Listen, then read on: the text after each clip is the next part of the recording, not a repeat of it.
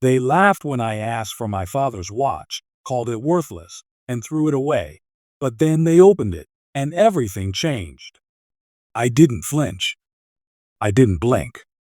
I simply stood there, watching as the rusted timepiece bounced on the cold marble floor of my uncle's grand estate, landing with a hollow clang that echoed louder than their laughter. My name is Arian. I was raised by a man the world had forgotten and a world that had forgotten how to be kind. My father died when I was 10. Not just died, he was erased. His name was never whispered in my family after the day they lowered his body into the earth. My relatives, those polished snakes in tailored suits, treated him like a stain on their perfect legacy. To them, he was a disgrace. To me, he was everything. He left me nothing but a pocket watch. It was old, battered, and forever stuck at 4:17 p.m. I used to stare at it, wondering what happened at that time. Why did the hand stop there? What was the meaning? My father never told me. All he said the day before he died was, "This watch doesn't measure time. It guards it. And one day you'll know what that means." I didn't understand then, but I do now. The room smelled like money and old whiskey. Crystal chandeliers reflected fake sympathy as relatives I barely knew offered their rehearsed condolences over my grandfather's death. He was the family's patriarch, a ruthless man who built empires by crushing people. My uncle Raghav stood at the center, already claiming leadership. My cousins surrounded him like vultures. I was the outcast, the unwanted guest. Son of the black sheep. They only invited me because they had to. Grandfather's will was to be read in front of all blood heirs, and technically, I was one. I sat quietly in the back, holding the pocket watch in my hand, tracing its surface with my thumb. They noticed, of course. Still clinging to that junk? My cousin Kabir sneered. Your dad's last treasure, huh? I bet it's worth less than a glass of tap water. Laughter. Snide smirks. No one stopped him. I didn't respond. Then it came, the moment that changed everything. The lawyer began reading the will. To my beloved sons, Raghav and Amit, I leave control of the family estate, businesses, and all my properties overseas. Expected. Predictable. The cousins smirked.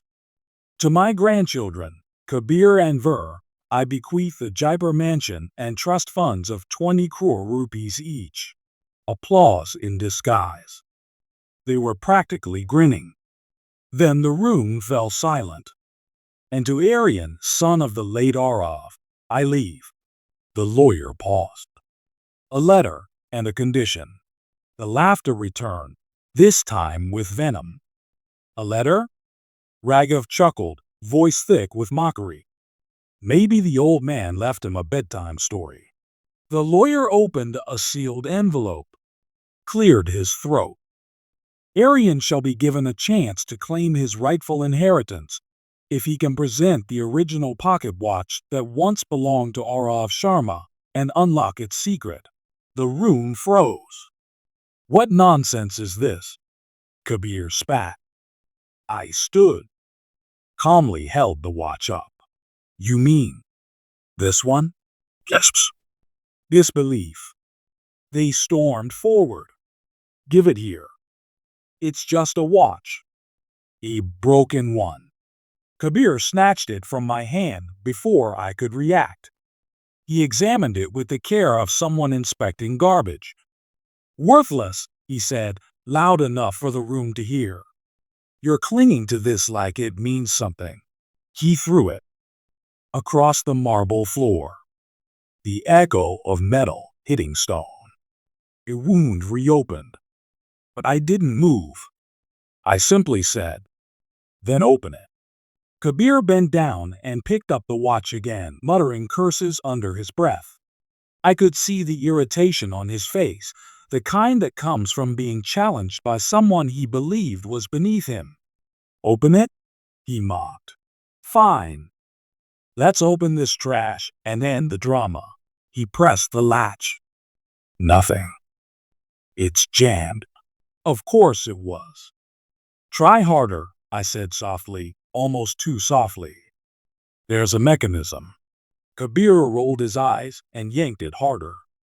Still nothing. Then Uncle Raghav walked over, snatched it from Kabir's hand with a huff, and looked at me sharply.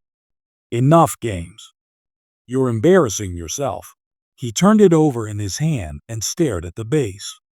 Then he saw it. A tiny engraving. So small you could mistake it for a scratch if you didn't know what you were looking for. 3 numbers. 417. Raghav pressed the number 4 on the side of the watch. Then the 1. Then the 7. Click. The backplate of the watch slid open with a quiet hiss.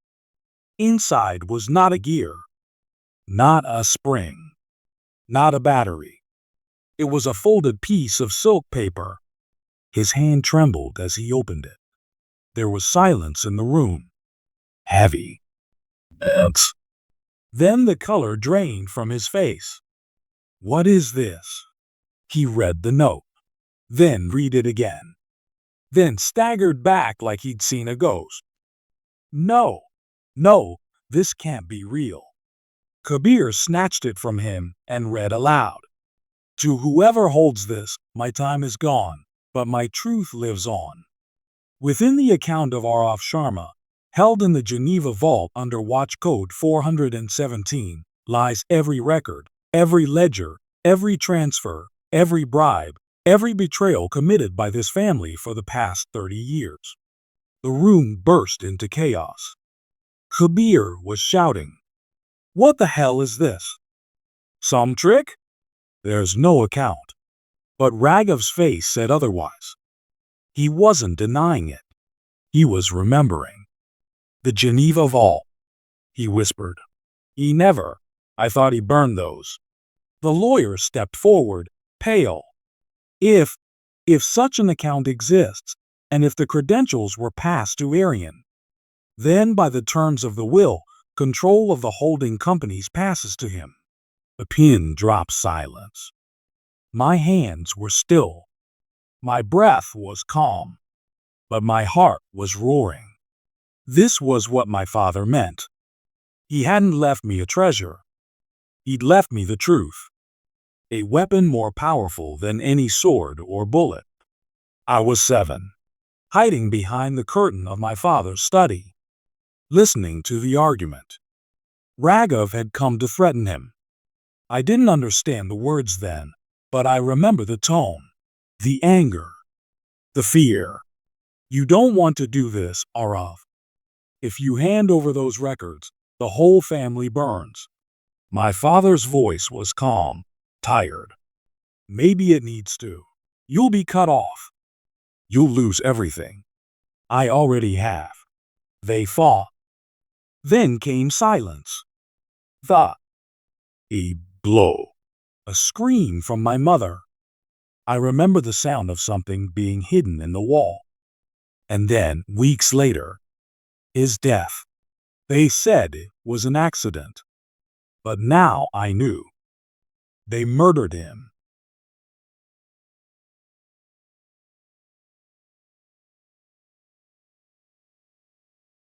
Uncle Raghav tried to seize the watch back from the lawyer, but the man stepped back.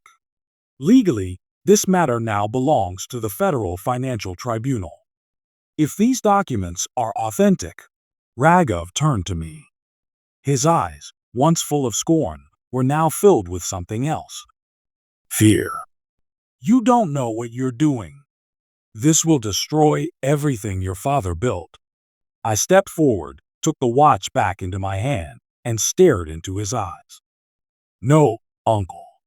This will destroy everything you stole. I left the estate that night without another word. The watch was back in my hand, warm now, as if it remembered the grip of the man who once wore it with pride and purpose. I didn't go home. I went to the airport.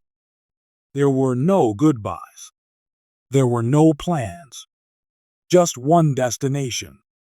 Geneva. The last trace of my father's voice had pointed me to this city, carved between cold banks and colder secrets. It was here he had buried the truth. And now I was going to exhume it. I arrived just before dawn. The mountains stood like silent judges in the distance. The air smelled clean. Too clean, as if the corruption hidden inside these banks needed a perfect mask. I walked through Rue du Rhône like a ghost, the watch in my coat pocket, its secret now awakened. I had the code, 417, and I had the name, Arav Sharma. But what I didn't have was access. The Geneva private vault was a fortress. Clean marble floors. Cameras tucked behind invisible lenses. Guards with perfect posture and no warmth. At the front desk, I met her. A woman in her 40s, dark blazer, silver hair pulled into a blade of a bun. "Do you have a vault number?" she asked. "My father did," I replied. "Vault 417. Under Arav Sharma." She paused, looked me over. "Do you have the key?" I held up the watch. She blinked. "Sir, I meant a keycard. The watch is the key." I flipped it open and revealed the hidden chamber once more. She peered closer. Her face shifted slightly, not surprise, but recognition. She didn't ask any more questions. "Follow me." The corridor we walked through was silent, too silent. I felt like I was walking through a tomb. We stopped at a steel vault door. There was no keypad, no biometric scanner, just a slot. She looked at me. "Place it in." I gently pressed the open watch face into the slot. There was a click, a hum. Then, silence. Then the door shuddered open. Behind it was not just a safe.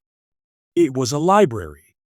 There were ledgers, files, USB drives, handwritten journals, a wall filled with timelines, connections, offshore accounts, bribes, blood money, everything my father had spent the last years of his life collecting.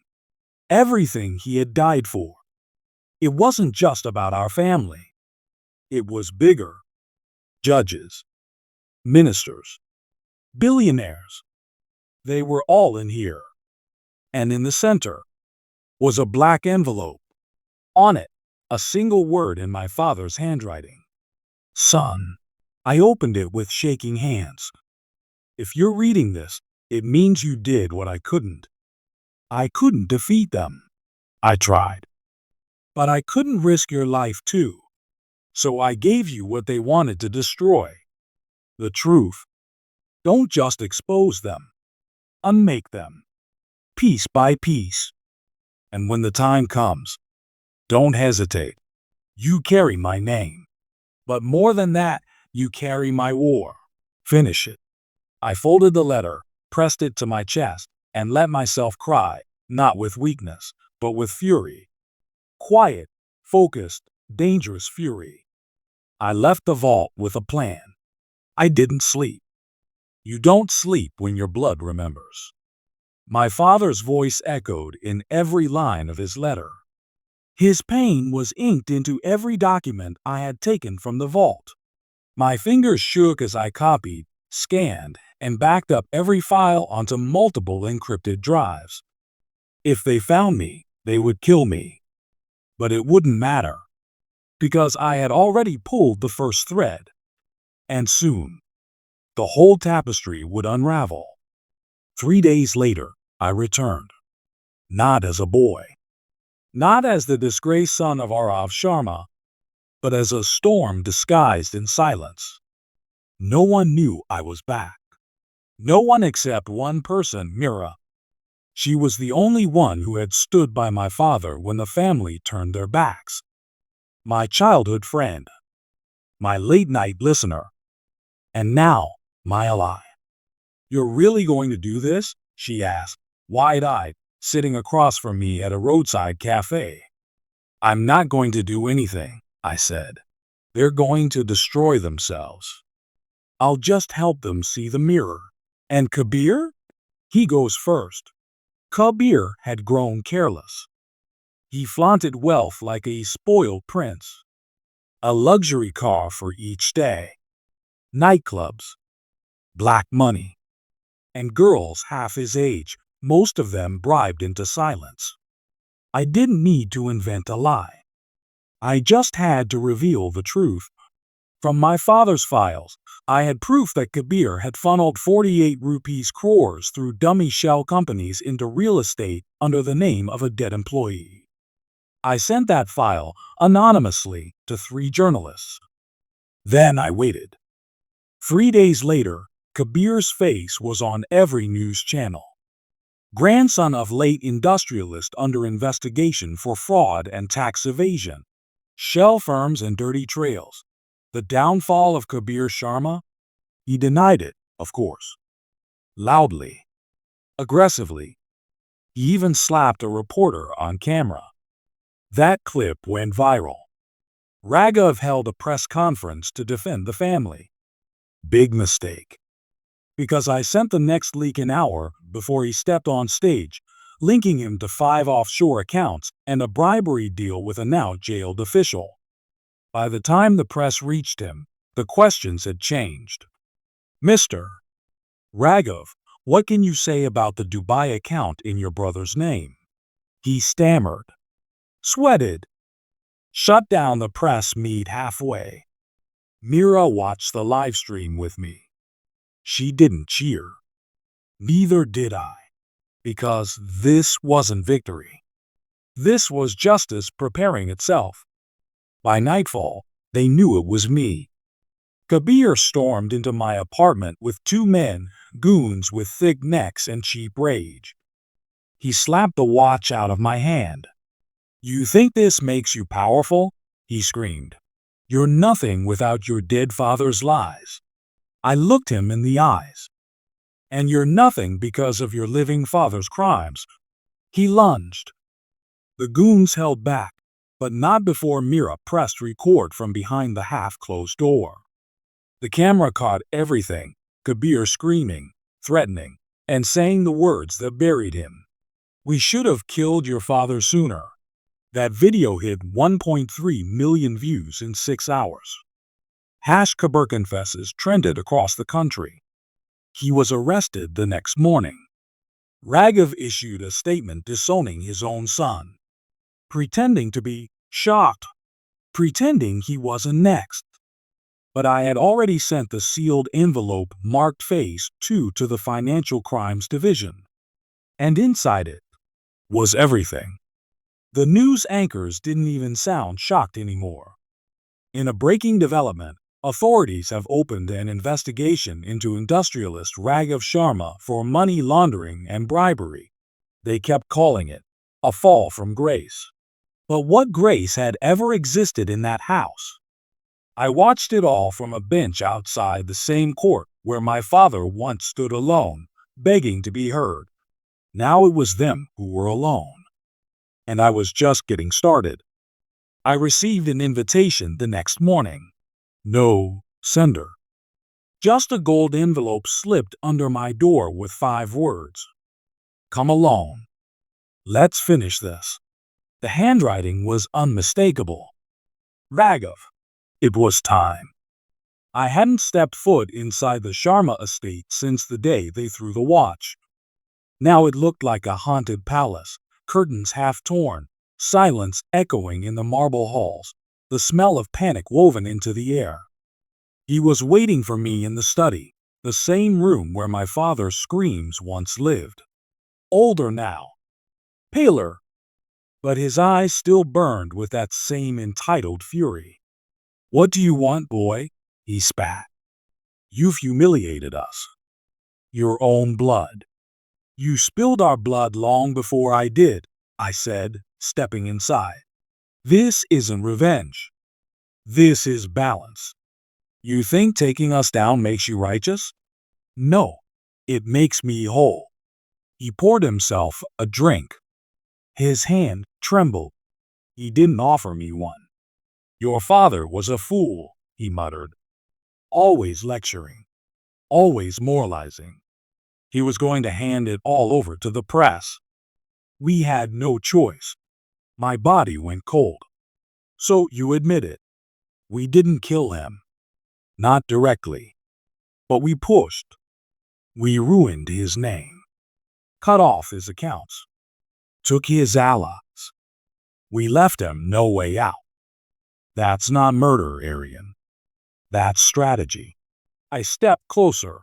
And my mother? He looked at me and laughed. Guttural. My knuckles turned white. But I didn't hit him.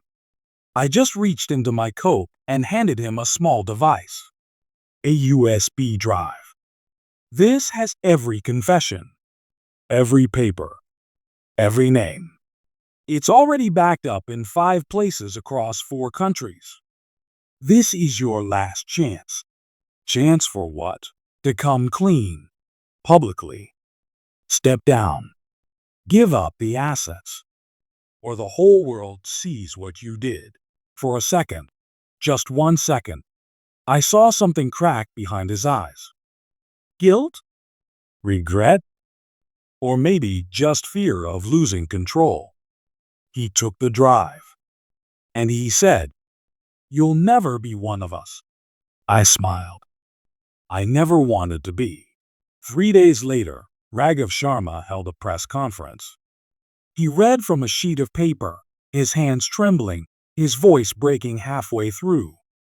He admitted to the financial crimes, the manipulation, the offshore holdings, but not the deaths, not the murder of my father. That he still denied. So I released the recording, the one from our meeting, where he said, "We left him no way out." That was the final nail. The empire collapsed. The stock crashed. Properties were seized. Accounts frozen. Lawyers ran. Partners withdrew. The name Sharma became synonymous with scandal. And I disappeared. Weeks later, I returned to the estate one last time. The place was abandoned. Quiet. I went to my father's old study. I found the loose panel in the bookshelf he once told me about. Inside was a notebook, his journal, and one final entry. If Arian ever finds this, I want him to know. I never wanted him to carry this burden. But if he does, I trust him to carry it better than I ever could. He is not my revenge. He is my redemption. The estate echoed like a grave.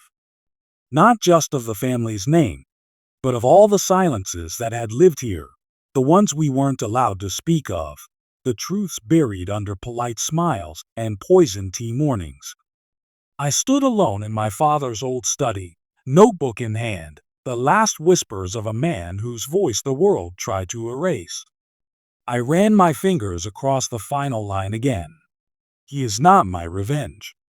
He is my redemption. But he was wrong. I had been both. I didn't disappear. Not this time. Not like he had to. I used what was left of the seized fortune, the portion untouched by the government, and returned it. To victims. To displaced workers. To the foundation my father once tried to fund before they shut it down. It wasn't about charity. It was about restoration. The Sharma name would never mean power again. But maybe it could mean something better. Something earned. One evening, as the monsoon broke through the gray sky, Mira handed me an envelope. No sender name. Just a mark. A.S. I opened it slowly. Inside was a faded photo, my father, young, in uniform, holding me in his arms, both of us laughing. Behind it, in careful script, a note. He once came to me, said he was going to bring down his own blood if it meant protecting his son. I told him it would cost him everything. He smiled and said, "Then let it."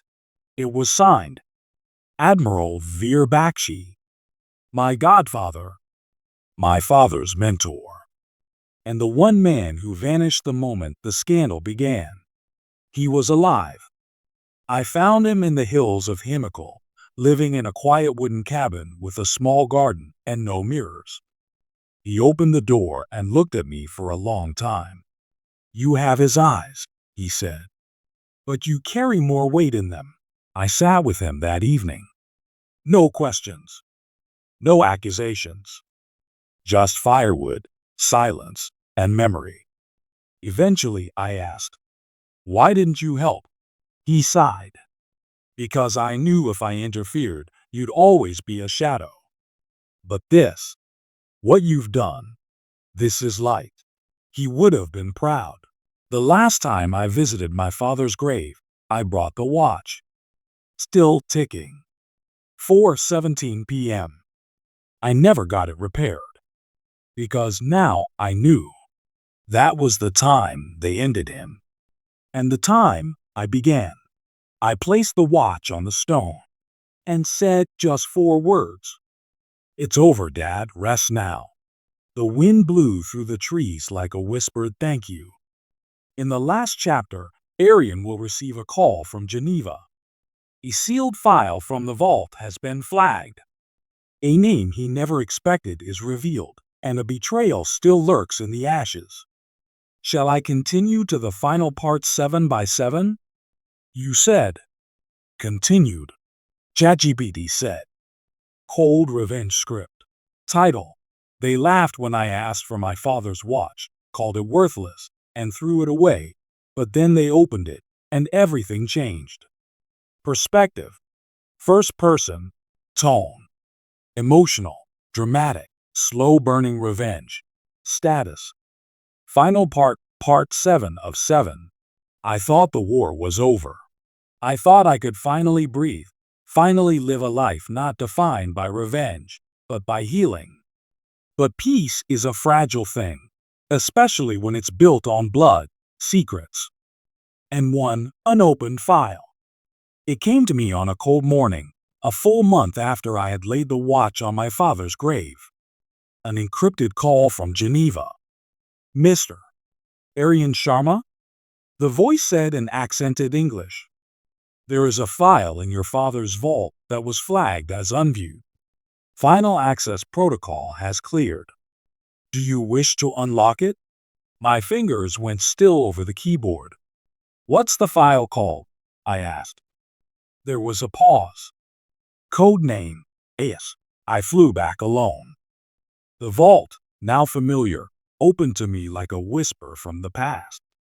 I walked its silent corridor and entered the same cold room I once stood in, the first time I learned who my father really was. This time, the black envelope was already waiting. It wasn't handwritten. It was typed. Precise. Sharp. I opened it. Inside were 3 things. A set of financial transfers, a redacted court testimony, and a photograph. I picked up the photo. It was Mira. I couldn't breathe. It was her, younger, seated in a courtroom, wearing a lawyer's robe, speaking into a microphone. The testimony was clipped, edited. But the words were clear. Yes, I advised Mr. Raghav Sharma on the procedural loopholes that would render Mr. Arav Sharma's evidence inadmissible. It hit me like a slow, cold bullet. She hadn't just known. She had helped them. Not as an enemy, but as a friend who thought she was saving me by destroying him. I met her at the same cafe where we first planned revenge. The rain hammered the city like it knew what I'd discovered. She looked up at me, eyes wide, maybe already knowing. I placed the photo and papers in front of her. No words. Just the evidence. Her hands trembled. "I was fresh out of law school," she said. They came to me with a case, said it was about protecting the company from a rogue executive. I didn't know it was him, Arian. I didn't know it was your father until it was too late. You lied, I whispered. No, I broke. And I've been trying to earn it back every day since. I stared at her, the girl who had held my grief, lit my path, recorded the very footage that buried Kabir. And yet, also handed them the knife they used to kill my father's legacy. Why didn't you tell me? Because I didn't think you'd forgive me. She was right. I didn't. But I didn't destroy her either. I stood, gathered the files, and left without a word. Weeks passed. I didn't answer calls, didn't return messages. I gave the files to the authorities. Quietly, anonymously. They opened an investigation, but Mira disappeared from headlines. I don't know where she is now, but I hope she remembers what time it was when the world cracked. 4:17 p.m. I now live in the hills. Not hidden, just quiet. Peaceful. The watch sits beside me, no longer just an heirloom. It's not stuck anymore. It ticks.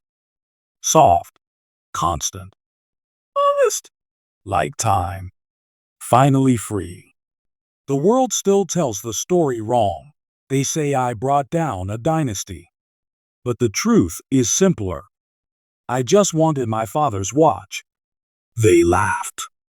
They threw it away. But then they opened it. And everything changed. Let me know if you'd like a shorter summary version for YouTube narration, a Hindi translation, a voiceover-friendly format with beats, pauses, and music cues, or a thumbnail, title plus description plus hashtags. I'm ready to assist with the next step.